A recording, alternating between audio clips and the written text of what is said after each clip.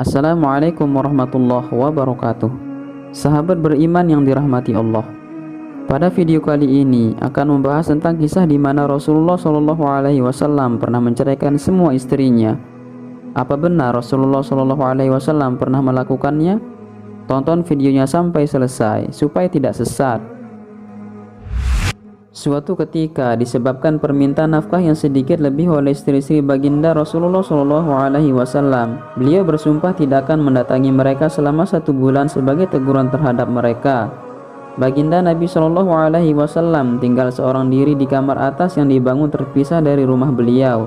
Kabar angin telah tersebar di kalangan para sahabat radhiyallahu anhum bahwa baginda Nabi SAW telah menceraikan semua istrinya. Saat itu Sayyidina Umar radhiyallahu anhu sedang berada di rumah. Ketika ia mendengar berita ini, ia segera berlari menuju masjid. Di masjid terlihat para sahabat radhiyallahu anhum sedang duduk berpencar-pencar menangis karena takut akan kemarahan baginda Nabi SAW. Demikian juga kaum wanita menangis di rumah-rumah mereka. Sayyidina Umar radhiyallahu anhu segera menemui putrinya, yaitu Sayyidatina Hafsah radhiyallahu anha. Ia juga sedang menangis di kamarnya. Sayyidina Umar radhiyallahu anhu bertanya, "Mengapa engkau menangis?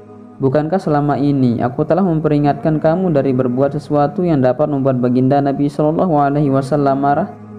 Lalu Sayyidina Umar radhiyallahu anhu kembali ke masjid.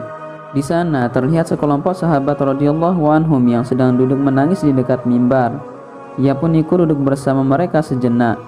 Namun kesedihan yang mendalam membuatnya tidak dapat duduk. Lalu ia bangun dan berjalan mendekati kamar baginda Nabi SAW melalui perantara seorang hamba sahaya, Sayyidina Urwah radhiyallahu anhu, yang duduk di tangga kamar baginda Nabi SAW. Ia meminta izin untuk masuk. Sayyidina Urwah radhiyallahu anhu masuk dan meminta izin untuk Sayyidina Umar radhiyallahu anhu. Tetapi beliau sama sekali tidak menjawab. Sayyidina Urwah radhiyallahu anhu kembali dan memberitahukan hal ini kepada Sayyidina Umar radhiyallahu anhu. "Saya telah menyampaikannya, namun beliau tidak menjawabnya." Sayyidina Umar radhiyallahu anhu pun putus asa dan kembali duduk di samping mimbar, namun tidak bisa duduk dengan tenang. Beberapa lama kemudian, dengan perantara Sayyidina Urwah radhiyallahu anhu, Sayyidina Umar radhiyallahu anhu kembali mencoba meminta izin untuk menemui baginda Nabi SAW. Demikianlah hal ini berulang sampai 3 kali, dan semuanya tidak mendapatkan jawaban.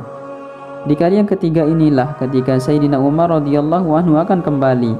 Sayyidina Urwah radhiyallahu anhu memanggilnya dan berkata, "Sekarang kamu diizinkan masuk." Sayyidina Umar radhiyallahu anhu pun memasuki kamar baginda Nabi SAW. Ia melihat baginda Nabi SAW sedang berbaring di atas helai tikar tanpa alas kain sedikit pun, sehingga guratan tikar itu terlihat jelas di badan baginda Nabi SAW yang suci itu. Beliau berbantalkan kulit binatang yang berisi serabut kurma. Sayyidina Umar radhiyallahu anhu bercerita, "Aku memberi salam kepada baginda Nabi SAW. Yang pertama kali aku tanyakan kepada beliau, 'Apakah Tuan telah menceraikan istri-istri Tuan?' Beliau menjawab, 'Tidak.'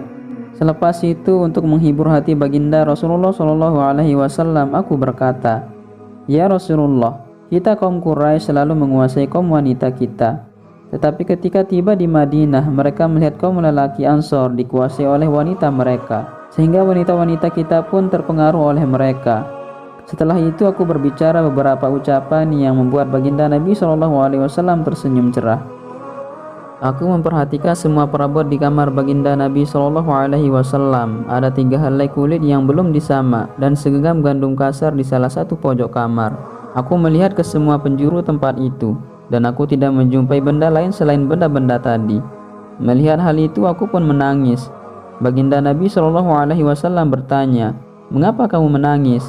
Aku menjawab, 'Bagaimana aku tidak menangis ya Rasulullah? Aku telah menyaksikan bekas guratan tikar di badanmu yang penuh berkah ini, dan aku melihat keadaan kamar Tuan di depanku.'